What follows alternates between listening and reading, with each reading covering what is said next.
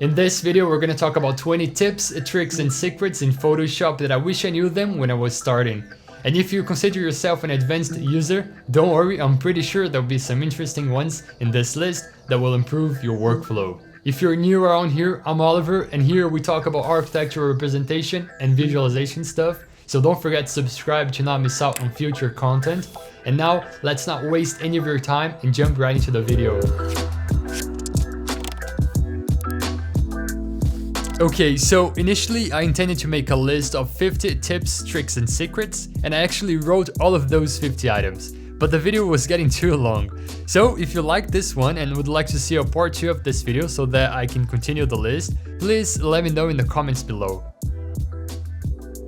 First up, and I'm pretty sure you've been using the alpha channel the wrong way. This image usually comes with your render. If not, make sure to activate it, and here's how to use it correctly.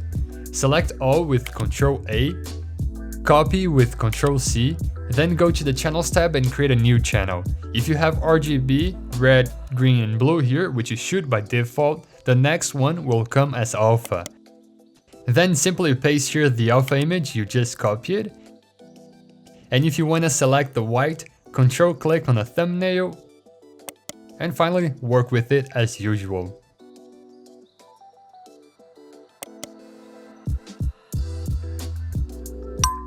If you click with Ctrl in a mask thumbnail, you will select the mask content. Alt allows you to see what has been drawn, and Alt click again to go back to normal, and then Shift disables the mask temporarily, which is very useful. Now if you click with Ctrl in a layer thumbnail, you will select its content, as you would expect, but Alt and click will zoom into that layer, which can be pretty handy to find what you're looking for. When you're working with a low quality tree that isn't transparent and you try to remove a white background or any background, to be honest, sometimes there are those white pixels left in the image. You can fix that, or at least minimize it, by going to Layer, Matting, the Fringe. Now, it's not always that it removes the white completely, but it can certainly clean up a bit of the edges if you're in a hurry. This one is short but pretty useful. Hold Ctrl when clicking to create a new layer. That will create one below the current one instead of above it. This is useful when you have a cutout and want to create a layer to add shadows, for example. Now let's say, for example, you rendered an image that has a concrete precast wall or even a concrete flooring, but the material didn't come looking that great from the render. You can overlay a concrete texture on top, adjust the perspective using the distort option with the transform tool, and then set the blend mode to multiply, which will get rid of the white pixels and only show the black ones. If the gray part of the texture is altering the concrete look, you can rasterize it and use the levels adjustment to make it more contrasty, making the gray turn into white so that it doesn't show when you change to multiply blend mode. Here I'm just doing a small section, but I often use this technique to give details to all of the concrete or metal or any material in the image at once. There's a tip later in this video that will show you how. On the same idea, you can add imperfections to metal, not only using the multiply blend mode, but the screen blend mode to get rid of the black pixels. Again, if the texture is altering the overall look, use the levels adjustments to turn the gray pixels into black.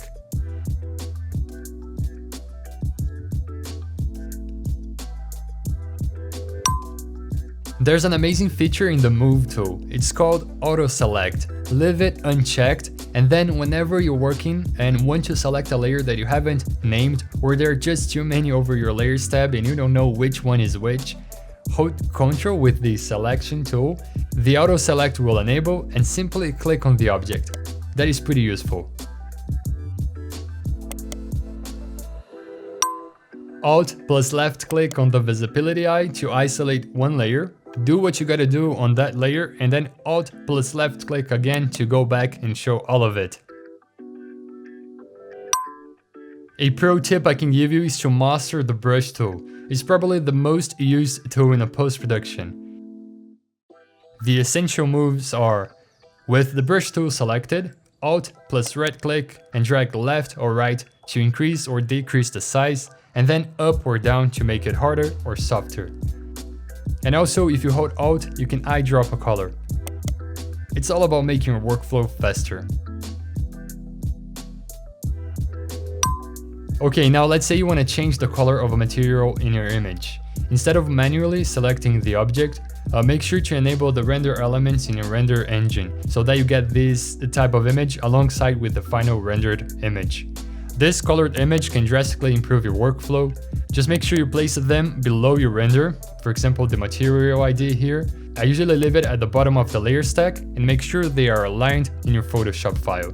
Then using a magic wand and in the actual material ID layer, click on the color you want to select. Pretty useful, right? By the way, this is the tip I was talking about back then when we added more details to concrete and metal. But you can go one step further here. You can select all of the same instances of that material if you uncheck the contiguous box here. Still talking about selections, here's a good one. If you hit Q with something selected on canvas, you go into a quick mask mode. It makes everything that is not selected red, and then you can use a brush to continue that selection, painting where you want the selection to expand.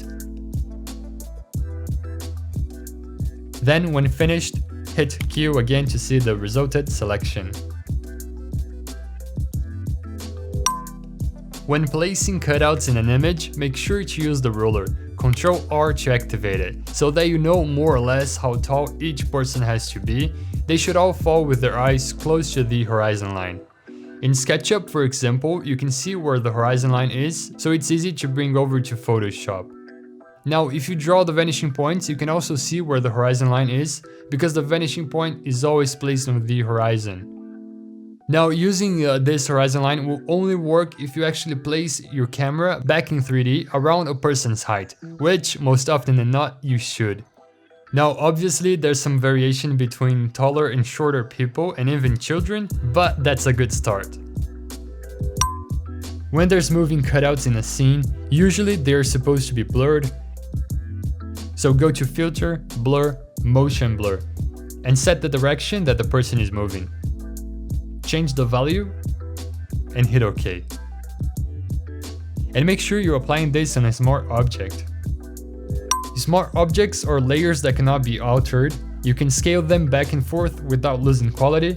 And there's no guides here on when to use them, but as a general rule of thumb, all images inserted will come as a smart object, so don't rasterize it until you actually need to alter the pixels. To convert a smart object to a normal layer, right-click on it and choose Rasterize it. Or to go the opposite way around, to go from a normal layer to a smart object, right-click on it and choose Convert to Smart Object. When we applied the motion blur to the cutout that was a smart object, it came as a smart filter. And that's pretty good, so that we can come back later and modify the motion blur value. This is pretty handy so that you don't ruin images and you can test out many values throughout the process. Overscroll. This one is something that since I started using Photoshop, I craved for this option. You know when you zoom out and the canvas just gets centered and fixed there? I don't like this. It's so useful to be able to pan around and make the corner of your canvas stay in the center even though you're zoomed out. That way you can still work around the edges without having a fixed position against you.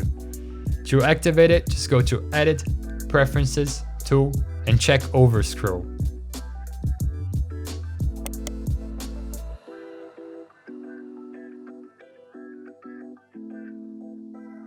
Perfect, now we're talking. This is so helpful, especially when we're working with big formats. An example on why I like this is when I need to paint a vignetting on the sky and I actually work with my brushes outside of the canvas. This is just one of many examples.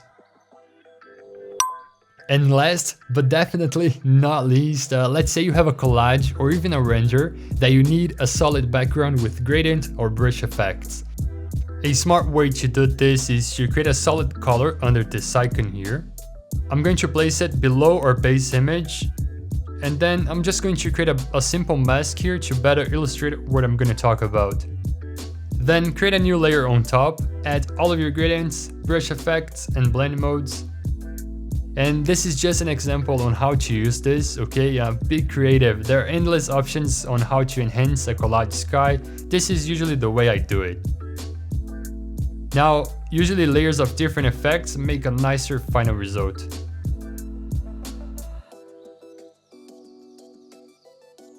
Then you just finish up with a shortcut Ctrl-Alt-G to clip this layer to the solid color. Now if you need to change the color, double click on it, choose a new one and hit OK. The last tip is actually more about the shortcut than the actual color. The Ctrl-Alt-G shortcut is so useful. Adjustment layers have it with a button, or you can even alt-click between the lines of a layer to clip the layer above to the one beneath it. Well, many possibilities here, and you can even clip multiple layers to the base one. Now, clipping a layer is something that you should use constantly throughout a post-production process. Alright guys, I hope you enjoyed. This was a fast-paced video with loads of important info, right? Let me know in the comments below how many of those tips you already knew, and we can chat over there. And if you learned something, don't forget to give this video a like, it really helps a lot. And as always, thanks for watching, and I'll see you in the next video. Bye!